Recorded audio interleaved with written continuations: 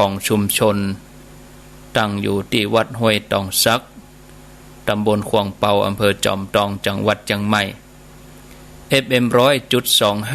100.25 สถานีวิทยุคณะสงฆ์อำเภอฝางตั้งอยู่ที่วัดพระบาทอุดมน้ำบ่อสาวาสำนักวิปัสสนาสถานีวิทยุ 91.50 วิทยุชุมชนคนนาน้อยอำเภอนาน้อยจังหวัดน่านแล้วก็ติ 106.25 สถานีวิทยุมนเสียงธรรมมนเสียงธรรมตั้งอยู่ที่อำเภอแม่แจ่มจังหวัดเชียงใหม่วัดบุพารามอำเภอแม่แจ่มจังหวัดเชียงใหม่ขออนุโมทนากับเจ้าหน้าที่ฝ่ายเทคนิคผู้อำนวยการทุกเคลื่อนทุกสถานีมาปะกันแล้วบ่เฮือได้ขาดแคลวเสียเวลาวันนี้อยู่ด้วยกันถึงเวลา 5 โมงแรงส่วน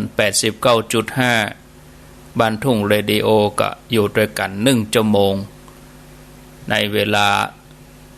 บ่าย 3 ถึง 4 โมงแรงญาติโยมท่านสาธุชนทั้งหลายคนเฮาเกิดมาต้องมีเป้าหมายของชีวิตเป้าหมายของชีวิตเพื่อเป็นตัวกำหนดว่าเฮาจะดำเนินไปในทิศทางใดจะได้ฝึกฝนอบรมตัวเองให้เป็นไปตามเป้าหมายที่ตั้งไว้การตั้งเป้าหมายไว้ที่ถูกต้อง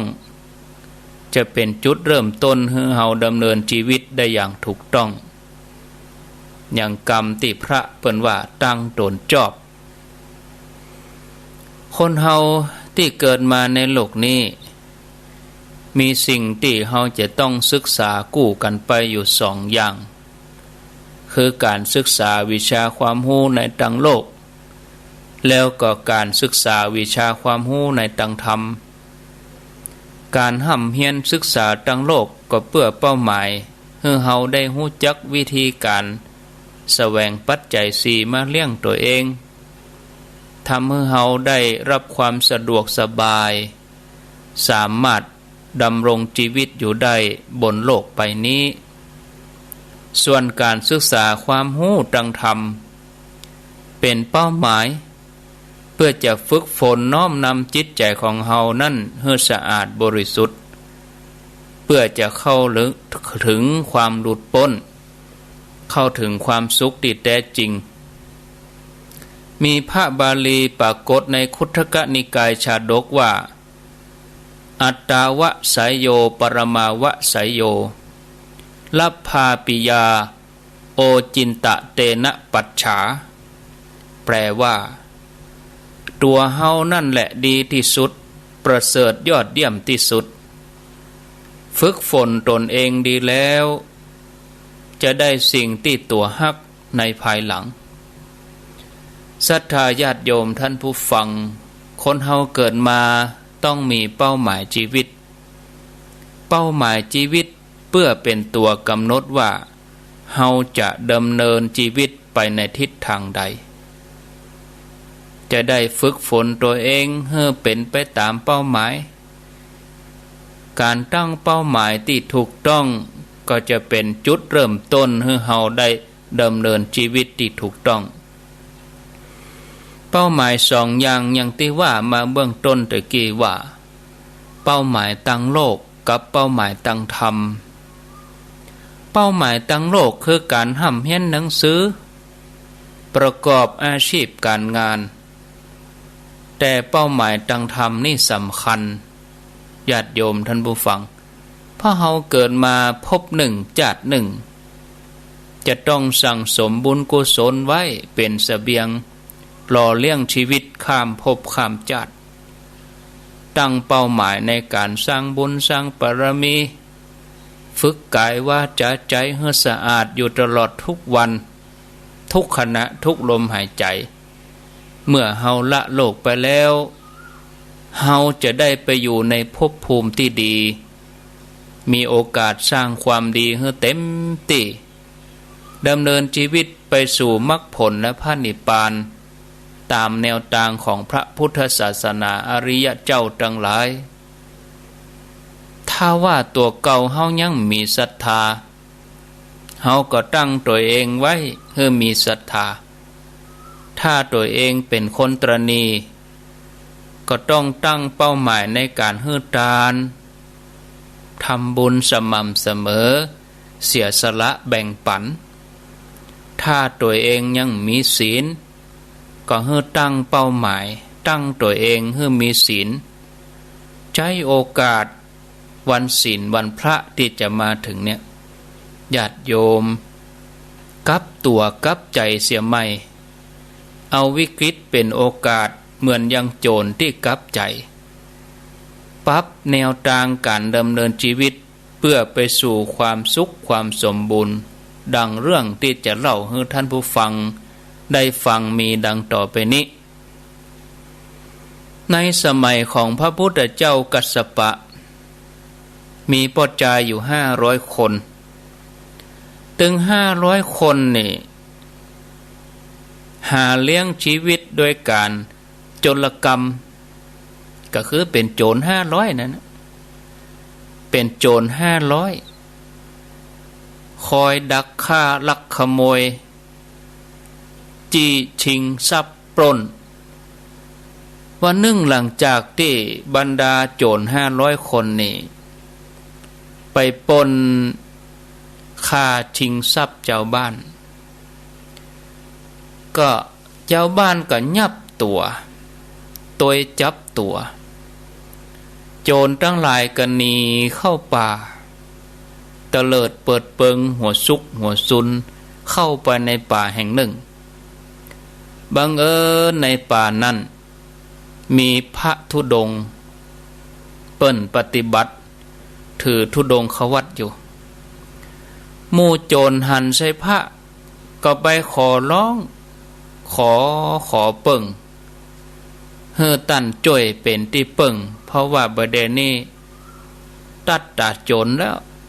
ขับขันแล้วภิกษุที่เปิ้นอยู่ในป่าปฏิบัติธุดงควัตนั้นเปิ้นก็บอกว่าศีลเป็นที่เปิ่งที่ดีที่สุดเพราะผู้รักษาศีลได้สมบูรณ์ย่อมมีชีวิตเจริญรุ่งเรืองบ่ตกต่ำถึงเวลาตายถึงเวลาสิ้นชีวิตก็จะไปสู่สุคติที่ดีพวกท่านจงสมทานศีล5เถอะหมู่โจรก็ปากันรับศีลจากพระเถระเมื่อรับศีลเรียบร้อยพระธุดงค์ก็สอนว่าตอนนี้ท่านทั้งหลายเป็นผู้มีศีลแล้วขอให้รักษาศีลยิ่งกว่าชีวิตเนอแม้จะต้องตายก็ยอมเพื่อจะเบิ่งให้ศีลตัวเองนั้นดังพร้อยโจร500หับปากพระเถระว่าจะรักษาศีลให้ดีที่สุดขณะนั้นหมู่เจ้าบ้านที่สะกดหอยตวยมาก็ตวยมาตันมาหันใส่โจรนะที่นี่เจ้าบ้านก็ยับโจรแต่ละคนเจ้าบ้านมีนักกว่าหรอเนาะยับโจรเนี่ยที่นี่หมายว่าจะฆ่าโจรให้ตายโดยที่หมู่โจรบ่ได้ต่อสู้อันยังโจรหมู่นี้ก็บ่มีความโขดเคืองเจ้าบ้านเลยเพราะว่าตั้งใจจะรักษาศีลอย่างที่พระสอนบ่เกียจบ่โขดอย่างเจ้าบ้านกันเอาค้อนบุบเอามีดฟันโจรหมู่นี้ยอมตายนั่งอยู่หั่นบ่สู้เมื่อโจรตายญาติโยมตายด้วยศีลนั่นน่ะด้วยความอิ่มใจในศีลตัวเองไปเกิดเทวโลกพุ่นน่ะหัวหน้าโจรนี่ได้เป็นหัวหน้าเทวบุตรเวียนว่ายแต่เกิดอยู่ในสวรรค์เสวยทิพยสมบัติตลอด1 พุทธันดรคำว่า1 พุทธันดรนี่ก็หมายถึงว่าจากพระพุทธเจ้าพระองค์หนึ่งไปถึงพระพุทธเจ้าแถมพระองค์อย่างตีเฮาท่านทั้งหลายจังอู้กันจนคุ้นหูว่ากะกุสันโธโกนากัมมณะกัสสปะสัสสนะโคดมสีอริยเมตไตรอีเนาะ แล้วก่อนหน้านั้นก็มีพระพุทธเจ้าแถมนักมากมายแต่ที่เฮาทั้งหลายจำก็คือกะกุสันโธเป็นเบื้องต้นแต่พุทธันดรหนึ่งคือช่องว่างระหว่างพระพุทธเจ้าองค์นี้ไปสู่พระพุทธเจ้าแถมองค์หนึ่งเจนหนึ่งเปิ่นห้องพุทธันดรเป็นช่วงเวลาที่เมินนะญาติโยมช่วงเวลานับจากการบังเกิดขึ้นของพระพุทธเจ้าพระองค์หนึ่งมาถึงพระพุทธเจ้าแถมพระองค์หนึ่งน่ะเป็นเวลาที่เมินพอสมควรทีนี้มาถึงเจนพระพุทธเจ้าของเฮาสมณโคดมนี่ปรากฏว่าโจรถึง500ที่ไปตายในศีลแล้วก็ไปเกิดเป็นเทพบุตรเป็นเทพบุตรแล้วก็ปิกมาเกิดในหมู่บ้านชาวประมงมีอาชีพเสาะป่าไกลอยู่ที่เมืองสาวัตถีหัวหน้าเทพบุตรนี่ก็ได้มาเป็นหัวหน้าชาวประมงเนาะเขาทั้งหลายก็ออกหาปลาตามท้องทะเลมีอาชีพหาปลานะหาปลาอยู่ท้องทะเลเป็นประจำวันหนึ่งได้ตอดแหยับปลาที่แม่น้ำอจิรวดียับปลาตัวใหญ่ได้ตัวหนึ่งปลาตัวนี้สีทองเนอะญาติโยมสีทองถึงตัวเลยก็ดีใจช่วยกันยกใส่เหือแล้วก็เอาไปถวายพระเจ้าประสิทธิโกศลที่เมืองสาวัตถีพระเจ้าประสิทธิโกศลก็ฮับเอาป่านั่นแล้วก็ปากันลากไปที่วัดพระเชตวันลากป่านะนี่เมื่อไปถึงก็ป่าก็ว่าบอกกองป่านี่อ้าปากเหม็นบึ้งเลยญาติโยมโอ้เหม็นเหมือนเหม็นเน่าเหมือนซากศพตลบอบอวนทั่ววัดพระเจตวันพระเจ้าประสิทธิโกศลก็ทูลถามพุทธเจ้าว่าปลาตัวใหญ่ตัวหลวงนี่โอ้ไปทำกรรมอะไรอย่างมาจึงเป็นสีทองถึงตัวแล้วก็อ้าปากออกมาก็กลิ่นเหม็นเหลือเกินพระพุทธเจ้าพระองค์ก็ตรัสว่าปลาตัวนี้เนี่ยในอดีตเคยเป็นตุเจ้าเนอะเคยเป็นภิกษุอยู่ในพุทธศาสนาปลาตัวนี้ชื่อว่าพระกัปปิละได้ห่ำได้เฮียนในศาสนาของพระเจ้ากัสสปะสัมมาสัมพุทธเจ้าเขามีความจำดีเป็นพหูสูตรห่ำเฮียนมาเป็นผู้ทรงพระไตรปิฎกตึงปริยัติห่ำเฮียนมาดีมีชื่อเสียงแล้วก็ลูกศิษย์ลูกหานักมากมายแต่ตัวท่านบ่ได้ปฏิบัติธรรมมัวเมาในลาภสักการะลงตัวเองเกิดว่าตัวเองฉลาดเกิดว่าตัวเองเก่งมีความรู้นักกว่าคนอื่นก็เลยตัวใจตัวเก่าเกินไปสอนลูกศิษย์ผิดหมดสารตั้งต้น ผิดก็ผิดไปตึงหมู่สิ่งที่ถูกก็ว่าผิดสิ่งที่ผิดก็ว่าถูกยกตนข่มท่านหาว่าภิกษุตนอื่นจะมาฉลาดเหลือตนเองนี่บ่มีว่าให้คนอื่นโง่หมดตัวเองฉลาดคนเดียวคือพระกัปปิละพระกัปปิละก็มีอ้ายเป็นอ้ายบ่าวแต้ๆของท่านพระอ้ายซึ่งบวชด้วยกันเป็นอ้ายพระที่เป็นอ้ายเป็นพี่ชายหรือว่าเป็นอ้ายเนี่ยก็บ่ได้ห้ามเฮียนอะไรอย่างมานักแต่ท่านปฏิบัติดีจนสำเร็จเป็นอรหันต์พระที่เป็นอ้ายก็ฮู้ว่าน้องเฮาหลงแล้วน้องเราหลงแล้วก็ค่อยไปเตือนค่อยไปบอกว่าต่างนี้ต่างถูกเน้อที่ดำเนินอยู่น่ะมันบ่ถูกแต่พระกัปปิละบ่ฟังพระที่เป็นอ้ายซึ่งเปิ้นเป็นอรหันต์กับบอกตอบโต้ไปว่า ตุปี่จะไปหู้อะไรอย่างผมนี่ก็หู้ผมนี่หูดีกว่าไผพระไตรปิฎกเล่มใดนี่ผมบอกได้หมดหน้าหยังอยู่ที่ไหนเนี่ยพระองค์ตรัสอย่างใดนี่ผมหูหมดตุปี่บัดห้ามาสอนผมเนี่ยสอนตัวเก่าไปเถอะว่าอีกในที่สุดแล้วพระที่เป็นอ้ายบอกบ่ได้สอนบ่ได้เนาะบอกอย่างใดน้องก่อมฟังอ้าวปล่อยเลยเพราะสอนบ่ได้เตือนบ่ฟังเมื่อบ่มีไผสอนเมื่อบ่มีไผเตือนแล้วบ่ฟังตัวท่านเองก็หลงไปหลงตัวเองนักขึ้นเอวดาภิกษุรูปอื่นที่บ่ทำตามความคิดตัวเองลูกศิษย์ก็พลอยหันดีหันงามไปตัวทั้งที่ผิดทำให้พระพุทธศาสนาเสื่อมลงเมื่อละจากโลกไปแล้วไปเกิดอเวจีมหานรกไผ่ที่เชื่อท่านทำตามท่านก็ไปอเวจีมหานรกเหมือนกันป้ากันลงมดต้องเสวยวิบากกรรมทุกข์ทรมานเป็นเวลายาวนานจนนับบ่ได้เพราะว่าเกิดผิดอูผิดทำผิดทันทีที่พ้นจากมโนหกท่านก็เกิดมาเป็นป่าตัวนี้แหละป่าสีทองที่ตัวเองมีสีทองเพราะว่าเคยท่องกรรมพระพุทธเจ้าเคยสรรเสริญกรรมพระพุทธเจ้าเคยกล่าวพุทธพจน์สรรเสริญคุณพุทธเจ้ามาก่อนแต่ที่ปากมีกลิ่นเหม็นเหมือนซากศพเพราะว่าเคยไปด่าเปิ้นด่าภิกษุผู้มีศีลเนี่ยพระพุทธเจ้าได้ตรัสเล่าเอง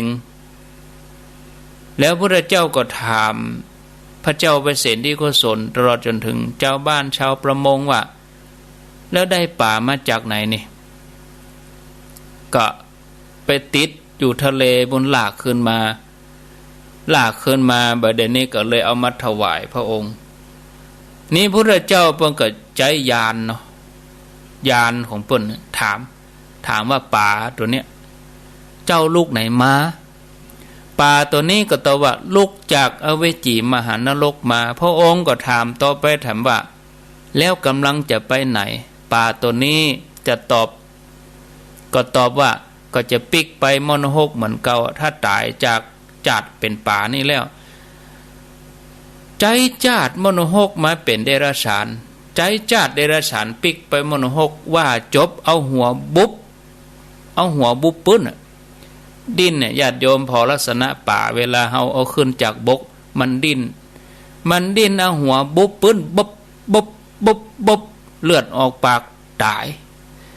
ยจากเดรัจฉานลงมโนหกไปแถมนะคนที่ได้ฟังธรรมหันเหตุการณ์นั้นต่างก็สลดใจเจ้าประมงถึง500ก็ทูลขอบวชในพระศาสนาตั้งใจปฏิบัติธรรมภายหลังมาบรรลุอรหันต์หมดถึง500นั่นนะเขาจะหันว่าขนาดว่าคนที่เคยเป็นโจร500จากเดิมนี่นะฆ่าสัตว์ตัดชีวิตทำแต่บาปกรรมแต่ภายหลังมาเนี่ยกับใจตั้งใจรักษาศีลบ่สายเกินไปแต่ถ้าถลำลึกเข้าไปนี่ยากหลงจิตหลงใจนี่ยากแท้ๆเนี่ยญาติโยมแต่ถ้ากลับใจได้เอาวิกฤตเป็นโอกาสเอาโควิดนี่เป็นธรรมะนะเขาจะหันว่าปัจจัยที่จะส่งเสริมความดีงามนี่มีนะการตั้งตนจอบเนี่ยดีที่สุดแล้วญาติโยมท่านสาธุชนท่านทั้งหลายเพียรที่จะประพฤติปฏิบัติอย่างเฮาท่านทั้งหลายตั้งใจว่าวันนี้เฮาจะปฏิบัติธรรมคือวันนี้เป็นวันโกนกำเดียวจบรายการอาตมาภาพก็ 5 โมงแรงก็ไปเก็บดอกเก็บดวงเน้อดอกแถวบ้านเฮานั่นนะแล้วก็ตั้งขันเอาพานมาตั้งบืดหนึ่งถ้าเฮาบ่เอาศีล8เฮาก็เอาศีล5อาบน้ำเรียบร้อยกินข้าวแรงแล้วทำภาระธุระท่านที่มีลูกมีหลานก็ดูแลใจใส่กันตามหน้าที่เฮียแล้วหมดแล้วบ่จะนอนแล้วบ่เปลี่ยนชุดขาวนะชุดนอนที่เฮาใส่นอนนั่นก็ชุดทั่วไปวันนี้เฮาเปลี่ยนชุดขาวเฮาก็นั่งไหว้พระเฮียสักน้อยกูเตื้อเอา10 นาทีวันนี้ก็เอา20 นาทีก็เกิงชั่วโมงก็จากที่สวดมนต์ธรรมดาก็มาสวดมนต์แปลตั้งขันไว้อธิษฐานเฮียก่อนอธิษฐานใจอธิษฐานจิตเฮาเฮียก่อนว่าเฮาจะตั้งใจพระพุทธเจ้าเปิ้นยังอธิษฐานเนาะญาติโยมอธิษฐานอย่างใดก็นางสุชาดาเปิ้นมาถวายเข้ามาทุปญาติพระองค์ก็เอาถาดไปอธิษฐานลูกถ้าเฮานั่งปฏิบัติอยู่นี่ถ้าจะสำเร็จธรรมจะได้ตรัสรู้จริงๆเนี่ยขอให้ถาดนี่ลอยทวนน้ำแต่ถ้าบัดสำเร็จก็ให้ไหลไปตัวน้ำเตอะอันเนี้ยอธิษฐานแต่เฮานี่เฮาก็อธิษฐานกะญาติโยมอธิษฐานว่าขอให้การประพฤติปฏิบัติของเฮาเนี่ยให้สงบปร่มเย็นสุขภาพกายใจของเฮานี่ให้ดีให้งามให้เปื้อนร่วมโลกเฮาเนี่ยได้เข้าใจธรรมะโลกจะได้เย็นโลกจะได้สันติสุขอธิษฐานไปเถอะนะเสร็จแล้วก็สวดมนต์นะสวดมนต์เรียบร้อยแล้วก็นั่งสมาธิถ้าเดินจงกรมได้ก็เดินถ้าเดินมาได้ก็นั่งจากที่นั่ง5 นาทีกับ10 นาทีจากที่นั่ง10 นาทีก็นั่งเกินชั่วโมงนะในชั่วโมงนี้ก็เฮาก็เอาอย่างละ20สวดมนต์20เนาะเดินจงกรม20แล้วก็นั่งสมาธิแถม20จับพอดี60 นาทีบอกกองนั่งสมาธิแล้วหมดเฮาก็มาแผ่เมตตาเพราะจิตเฮาต้อมแล้วลูกจิตเฮาต้อมดีแล้วเฮาก็มาแผ่เมตตาอันนี้ญาติโยมการปฏิบัติธรรมเนี่ยเป็นสิ่งสำคัญต่อตัวเฮาและก็ต่อสังคมโลกนะเนาะความสบายกายความสบายใจการเข้าถึงพระรัตนตรัยการเข้าถึงธรรมเฮาเจริญภาวนาจะทำด้วยวิธีใดก็ตามเฮาจะต้องอาศัยหลักนะต้องปรับร่างกายปรับใจให้เบาสบายบอกว่าเฮาจะปฏิบัติวิธีไหนญาติโยมทั้งหลายก็จะต้องตั้งติดใจเฮานี้พระมหากัจจยนะนี่นะท่านผู้ฟังพระมหากัจจยนะนี่เปิ้นเป็นพระอรหันต์ดูเป็นพระอรหันต์ที่ได้รับการยกย่องจากพระพุทธเจ้าว่าเป็นเลิศด้านการแสดงธรรมโดยย่อหรือพิสดารถ้าเป็นคนจีนนี่เปิ้นว่าสมบูรณ์เนาะพระมหากัจจยนะอ้วนๆนั่นน่ะคนจีนเปิ้นปูจามหากระจายมั่งมีเงินทองสมบูรณ์นี่เนาะแต่พระพุทธเจ้าพระองค์เปิ้นยกย่องเลิศด้านแสดงธรรมพุ่นน่ะบ่เกี่ยวกับเรื่องลาภยศอะไรอย่างเลยแต่ว่าความเชื่อของเปิ้นเนาะนะแม้ได้ฟังธรรมหัวข้อสั้นๆเนาะท่านมหากัจจยนะนี่ท่านก็สามารถจะแจกแจงอธิบายความหมายให้ละเอียดโดยให้ผู้ฟังเข้าใจแจ่มแจ้งนอกจากนี้ท่านก็ยังได้ลักษณะของมหาบุรุษหลายอย่างเพราะในอดีตชาติเปิ้นเคยปรารถนาพุทธภูมิเหมือนกันแต่ภายหลังมาเปิ้นก็เปลี่ยนความตั้งใจมาเป็นสาวก นะอันเนี้ยศรัทธาญาติโยมภายหลังท่านบ่อยากจะให้คนทั้งหลายเข้าใจผิดรูปร่างอากัปปริยาของเปิ้นนี่เหมือนพระพุทธเจ้าเลยภายหลังมาเปิ้นก็กลัวคนจะเข้าใจผิดว่าเปิ้นเป็นพระพุทธเจ้าเพราะใจของอรหันต์นั่นน่ะความคิดบ่เคยที่จะมาตีเสมอครูบาอาจารย์ตัวเองบ่อยากเด่นอยากดังนี่มันบ่มีท่านก็เลยอธิษฐานจิตเป็นผู้ที่มีร่างกายอ้วนท้วนปัจจุบันคนจีนนี่เปิ้นจะสักการะทัดมหากระจายเพราะเชื่อกันว่าเป็นสัญลักษณ์แห่งโชคลาภซึ่งเราจะรู้จักกันในนามพระสังกระจายเนาะท่านมีประวัติน่าสนใจอย่างใดพอเวลาก็น่าจะตันอยู่เนาะเอาให้จบภายในชั่วโมงนะก็เดี๋ยวเราไปต่อกันชั่วโมงหลังพุ่นก็เป็นเรื่องอื่นไปเนาะเพราะว่าคำเดียว 89.5 เปิ้นจะตัดสัญญาณในเวลา 4 โมงในเมืองโสระยะในอดีตขณะที่ลูกของท่านโสระยะเศรษฐีเปิ้นนั่งบนยานน้อยกับเปื้อนอย่างมีความสุขเพื่อจะไปอาบน้ำยานนี่หมายถึงว่าเสลียงยังที่เปิ้นหามกันเนี่ยก็จะเหมือนอย่างกับหนังจีนญาติโยมหนังจีนที่เปิ้นหามอ่องหามอันหมู่อันบรรดาเศรษฐีเปิ้นจะมีกระโจมแล้วเปิ้นหามไปตองหยองอันนั้นน่ะก็เป็นยานก็ได้เสลียงอีกก็ได้อย่างใดก็ได้นะก็นั่งไปจะไปอาบน้ำทีนี้เปิ้นก็ได้หันพระเถระกำลังบิณฑบาตโอ้ผิวพรรณผ่องใสเขาก็กึดเล่นๆด้วยความคึกขนองว่าโอ้พระตนนี้ผิวงามท่านน่าจะมาเป็นภรรยาของเฮาหรือว่าควรจะเฮาน่าจะมีผิวพรรณเหมือนพระตนนี้ทันทีที่กึดอย่างนั้นเพศป้อใจของลูกเศรษฐีหายไปเลยกลายเป็นเพศแม่หญิงปรากฏขึ้นมาแทนด้วยกรรมที่ล่วงเกินพระอรหันต์ส่งผลทันตาหันเลยกลับกลายเพศเพราะฉะนั้นความคิด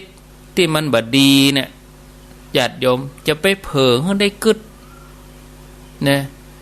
จะกึดก็ต้องอายเนาะนี่ก็เหมือนเดียวกันเพศกับกายด้วยความอายเนาะก็ลบหนีจากเปื้อนเมื่อไปถึงบ้านเปื้อนแล้วก็บรรดาบริวารบาหันลูกเศรษฐี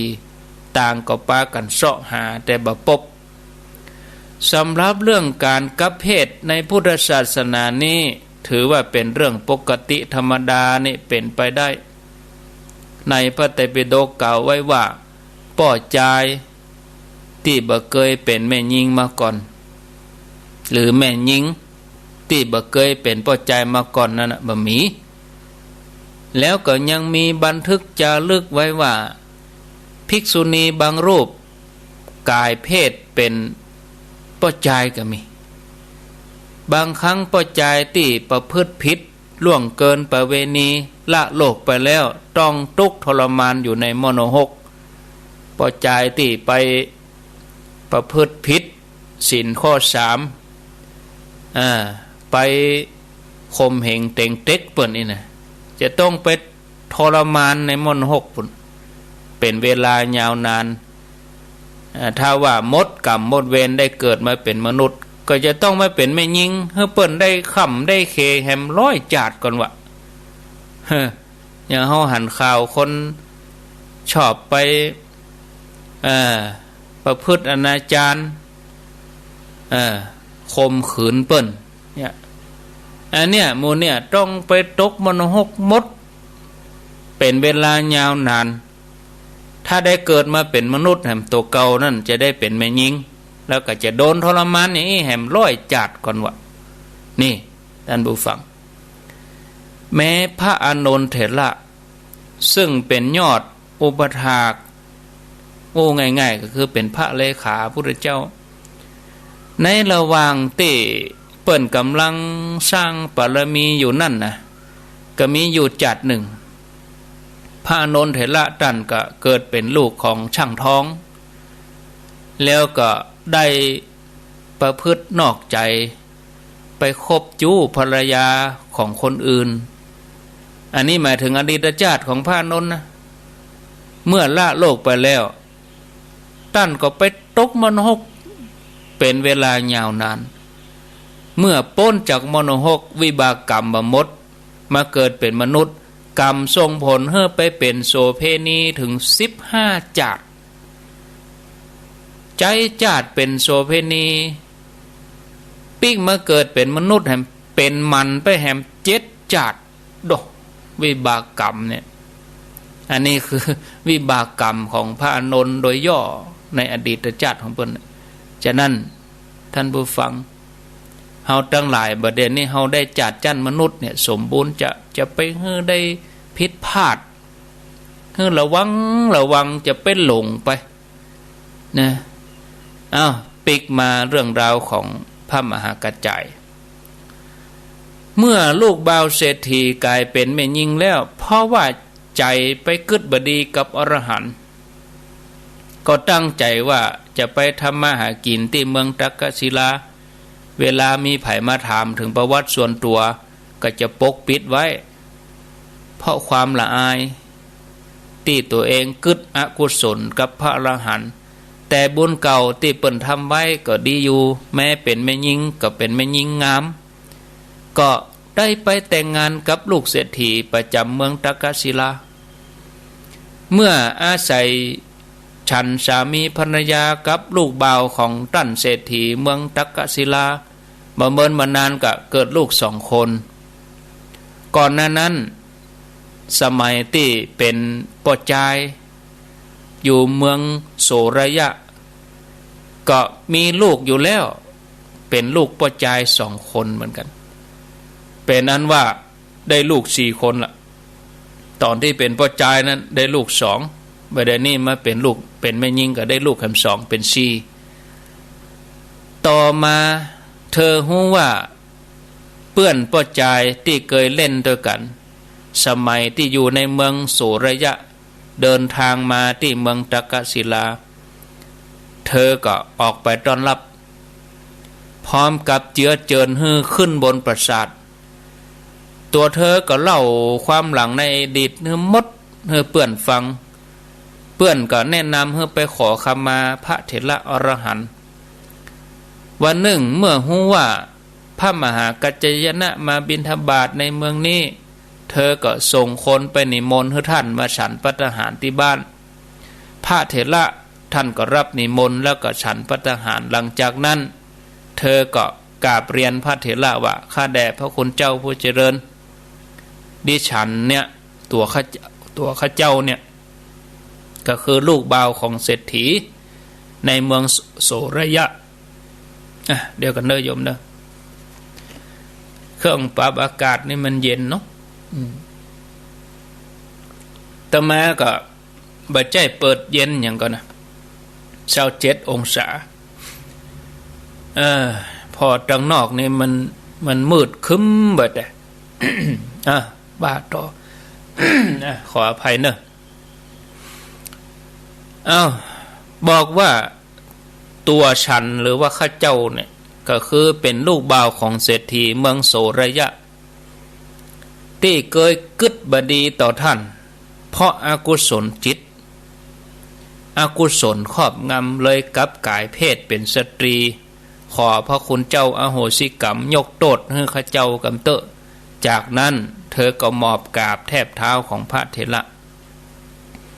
พระเถระก็มีเมตตาหับกรรมขอขมาอาตมายกโทษให้แล้วขอโยมมีความสุขเตอะต่ออันเต้าเอี้ยญาติโยมก็กายล่างเป็นป้อใจเหมือนเดิม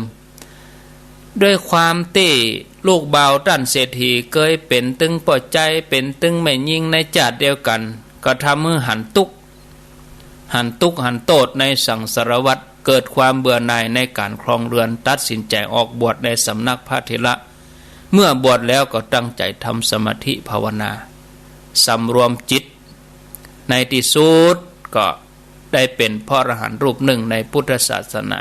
พระเจ้าพระองค์ตรัสว่ามารดาบิดาหรือว่าหมู่ญาติอันเป็นที่ฮักบ่สามารถทำถึงที่สุดแห่งทุกข์ได้แต่จิตที่ตั้งไว้ชอบแล้วสามารถทำให้เขาเป็นผู้ประเสริฐได้การที่พระองค์ได้ตรัสอย่างนี้หมายความว่าการที่เขาจะบรรลุธรรมเข้าถึงธรรมเขาจะต้องเปิ่งตัวเก่าจะคอยให้พ่อให้แม่ญาติพี่น้องมาช่วยเขามาได้ถึงเวลาก็แล้วแต่ตัวภัยตัวมันนะแม้ท่านจะเลี้ยงดูเฮามาให้ทรัพย์สมบัติให้สิ่งของภายนอกเฮามาอย่างใดแต่การจะเข้าถึงธรรมการจะหู้ธรรมมันเป็นเรื่องของเฮาที่เฮาจะต้องปรับจิตปรับใจตัวเองศรัทธาญาติโยมท่านสาธุชนเนาะพอเวลาแล้วก็ครั้งแห่ง15 นาทีกันเดียวเฮาไปว่ากันชั่วโมงหลังปุณแถมกรรมเนาะแต่ว่านี่เป็นสนทนาวันนี้ก็เป็นบรรยายอยู่ตนเดียวแล้วมันพวกก็จะเป็นตุลุงยองเนาะเอาละญาติโยมไผจะอู้จะจาอย่างก็ขอเจริญปอนโทรเข้ามาเปลี่ยนบรรยากาศโทรเข้ามาที่หมายเลขโทรศัพท์0998366322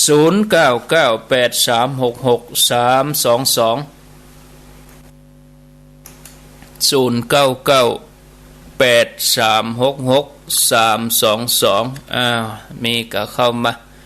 จะอู้จะจาก็ขอเจริญปอนอยู่ที่ไหนตังใดแจ้งผลการรับฟังกาถามปัญหากาถ้าตอบได้ก็จะตอบไปเดี๋ยวเปิดโทรศัพท์ก่อนเนาะเปิดโทรศัพท์กำก่อน0998366322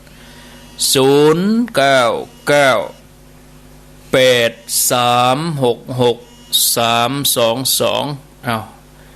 หับสายเจริญปอนข้าพเจ้าเจ้าจากที่ไหนโทรจากตังใดจากอินทขินอำเภอแม่แตงเจ้าอินทขินแม่แตงได้ยินชัดดีกอเจ้าได้ยินชัดละเจ้าแจ๋วดีกะแจ๋วดีเจ้าเดี๋ยวดีใจได้ยินวันค่ำได้ยินวันค่ำแล้วเนาะเจ้าเดี๋ยวก็ฟังกันต่อไปแถมเจ้าแม่เจ้านี่ฟังก็เจ้าเมื่อเจ้าก็ฟังเจ้าแม่เจ้าก็ฟังตัวลุงยองนะเจ้าดีแล้วกะดีแล้วกะอนุโมทนาเนอสาธุอินทขินแม่แต่งเจริญปอนเจริญปอนไหนเนี่ยจากตังใดโหติดแล้วสายนี้ดร.บุญฮะดร.บุญโอ้เจริญพรอาจารย์ปูครับเป็นกำลังใจเลยเนี่ยอาจารย์ปู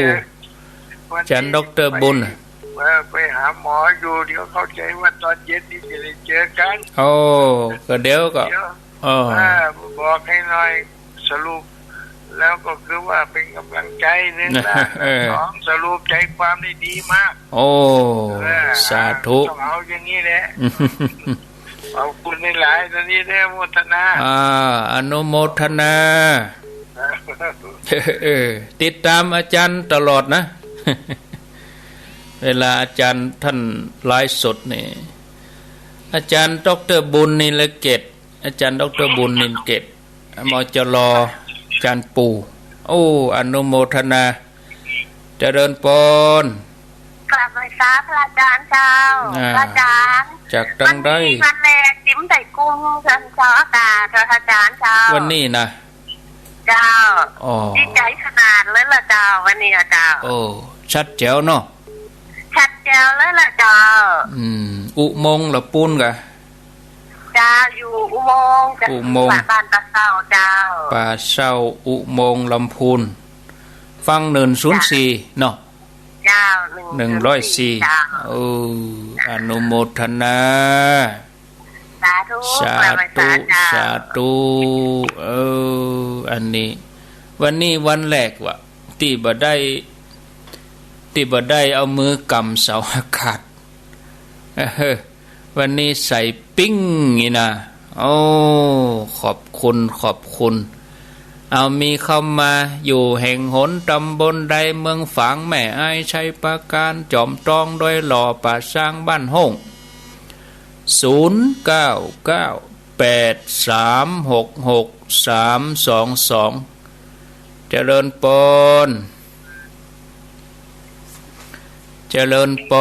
นมาจากการเจ้าเอายายพรล่องวัวแดงสั่นกำแพงเชียงใหม่ว่าจะได้ยายพรบนโต๊ะว่าโอ้บดมืดบัดได้เจ้านี่โต๊ะเห็นน่ะเอาก็ม่วนกาตกเปียได้ไม่เสียตกจุ่มเย็นดีแกมาต้มยี่ลมตกงามตกดีกับคนจะได้บ่ฮ้อนนะตกมาจุ่มเย็นแล้วก็อารมณ์คนก็จะได้ลดลงไปมันนี่ก็จะเมื่อลมไหมนะบันแน่เนอะเดี๋ยวนี้นะเดี๋ยวนี้ตั้งใต้จอมตองนี่มืดครึ้มเลยทีเดียวเดี๋ยวนี้มาหาแบบมืดเจิดใช้หลอกเยอะถ้ามันลมหน่อยตกกะวันนี้ตกอยู่เนาะฟังเป็นได้พ่องยายพรโอ้พระเจ้าที่ฟังจะบุญยาวมาเดียวนี่กะฟังเดียวเนี่ยฟังเฮาเนี่ยฟังรู้เจ้าบ่เดียวเนี่ยเจ้ารับละวันนี้ฟังเป็นไม่เงาไปเมาอู้กันนี่เป็นหยังเปิ้นไม่เอวหากับอู้เปิ้นพ่องฟังรู้เจ้าพ่องอากะเนาะฟังคนเกิงฟังคนเกิงยายเขาสุขใจรู้เจ้าก็ได้บุญแล้วเนาะเดี๋ยวฟังกันรอบที่2พุ่นกะ4 โมงกะเนอะโมทนาบ่นึกบ่ฝันเนาะอาจารย์ดร.บุญจะฟังอาตมาเนี่ยขอบคุณเด้ออาจารย์ดร.บุญนินเกตเมื่อก่อนท่านสอนอยู่มจรวัดสวนดอกรุ่นบุกเบิกตามคุณูปการให้พระพุทธศาสนามากมาย0998366322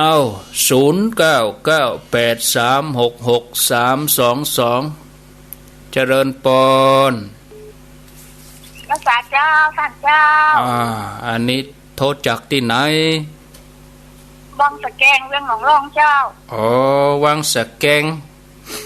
เรื่องหนองร่องวังสะแกงฟังชัดดีก่อฟังชัดเจ้าฟัง 98.75 กะเจ้าฟังถามจังว่าแล้วมันดีเพื่อนขอลูกใจเธออย่าลูกกดเฮ้อเจ้าวังสะแกงก็เลยไปหั่นกับดงหลวงเนาะเจ้าดงหลวงดงใต้ดงเหนือไอ้นะเจ้าวังสะแกงกับจะฟังจังว่าเจ้าสบายจะนอนจะก็ได้จะก็เล็กไม่ได้เดี๋ยวนี้เจ้าฟังท่านเจ้าดีขึ้นพ่องล่ะบัดสบายดีขึ้นพ่องแล้วกะเจ้าสมองแล้วก็เป็นโรคที่เปลี่ยนไปเจ้าก็สั่งจำไม่ได้ท่านฟังธรรมะไปถึงวันกะเนอะเจ้าแล้วก็วันเจ้าแม่แรงนี่ก็วันผูกวันศีลวันนี้วันโกนก็ไหว้พระหันกะเนอะเจ้าตั้งจิตดีๆไหว้ถึงวันก็ถึงวันแล้วก็สวดมนต์ถึงวันเจ้าเพราะวันศีลนี่ก็เอาเข้มข้นเห็นหน่อยกะเอาสวดมนต์แปลนะเอาแปลเขาจะได้ฮู้ความหมายนะเนอะจะได้เจ้ามันแปลเจ้าเอาหนังสือมากลางเลยกะสื่อมากลางเลยบึ้ดแมลงจะเปิดสวดมนต์แปลเฮ้อนะ อ๋อ ฟังที่นี่ กี่โมงเจ้า สักประมาณ6 โมงแรงไปเนอะ อ๋อเจ้าเจ้า บึดนี่สวดโดยวิทยุนี่เนอะ เจ้า อินดูเปิ้นวันนี้วันโกนจะทำวัดแปะแมลง เจ้า อยู่บ้านก็ทำบุญได้เนาะโมทัศนา อยู่บ้านเจ้า ดีแล้ววังสะแกงเจริญปน ทำภาษาเจ้าแม่เมาเจ้าบางคนนะบางคนเนี่ยถามว่าชื่อแม่เมาไงหรอ ใครถามมีกะคนถามท่านพระครูว่าแม่เมานะอันโยมคนนั้นเป็นชื่อแม่เมาก็บัดใจเนาะแต่ว่าบ้านแม่เมาแต่ชื่อนี่ชื่อแม่ปราณีเจ้าชื่อนี่มันก็ได้บอกหมดเนี่ยเนาะนั่นกะกันนี่ก็บอกเขาครบกับข้าเจ้าชื่อแม่ปราณีอยู่บ้านแม่เมาบางฝางเจ้าอีกอะนะคำนี้เอาให้เนาะเจ้าอยู่แม่เมาที่เล็กตำบลมันกินนะเพื่อฝางนี่เนาะชื่อว่าชื่อว่าแม่ปราณีนี่เนาะอยู่แม่เมาที่เล็กอย่าตำบลมันกินนะเพื่อฝางนี่เนาะนี่จากไหนแม่เมาก็ชื่อแม่เมาไปเหรอ แต่ว่าเจ้าของอันขอโทษหน่อยเจ้าก็ลืมไปมาได้จำไว้สาท่านนั้นก็ครูสุอันน่ะครูสุเมฆไม่เป็นยังก็ไม่เป็นยังเป็นอดีตไปแล้วจงอยู่กับปัจจุบันมันผ่านไปแล้วค่ะผ่านไปแล้วตั้งที่ต่อไปก่อนห้ามลืมเนาะนั่นค่ะเจ้ายินดีจะได้เก็บดอกเก็บดวงแล้วเนาะเก็บดอกเห็นแมลงนี่เจ้าเก็บเผื่อไปวัดวันผูกโดยนะเจ้าเก็บแมลงนี่ก็เอาตั้งขันใส่ขันตั้งหน้าโตหมู่ไว้เหรอนุ่งชุดขาวนอนเนอะใส่เครื่องแบบเจ้าพุทธสาธุเจริญปนผ่านพระโคเจ้าจากตังใดจากสันทรายแม่โจ้เจ้าสันทรายแม่โจ้ประเดี๋ยวก็ใครถามกระเทยอย่างหนักถามประเดี๋ยวค่ะอันนี้ก็หูนะมันก็ไปตามสภาพนะกะกระแทกมันอย่างจะก้อนเส้นก้อนม้าเจ้ามาหันเนาะประเดี๋ยวกระเทยมักไปตามเรื่องของโลกก็มีมันยิงเอามันยิงก็มีตามเรื่องของโลกเนาะอันนี้ก็ว่านะมันอย่างใหญ่นี่ฮะแปลกแต่เลยมันใจปัญหาธรรมะแต่เนี่ยทำให้ผมเป็นกำลังใจเนอะเขาตอบบัดได้เจ้าฝนลงมากว่าไปใจอย่างนกบินมาเล่นบนหลังคานี่ล่มนกมันบินเล่นกันแฮมสัก2 สายกับถ้ำตันเดี๋ยวจะทวนสายแล้วเนาะเดี๋ยวพักให้กำพักโทรศัพท์ก่อนเนาะพักโทรศัพท์ก่อนเอาตีก่อนก็เดี๋ยวจะบัดตันก่อยไปปากันชั่วโมงที่2เวลา4 โมงขอบคุณอินเทอร์ขินแม่แตงสายที่1สายที่2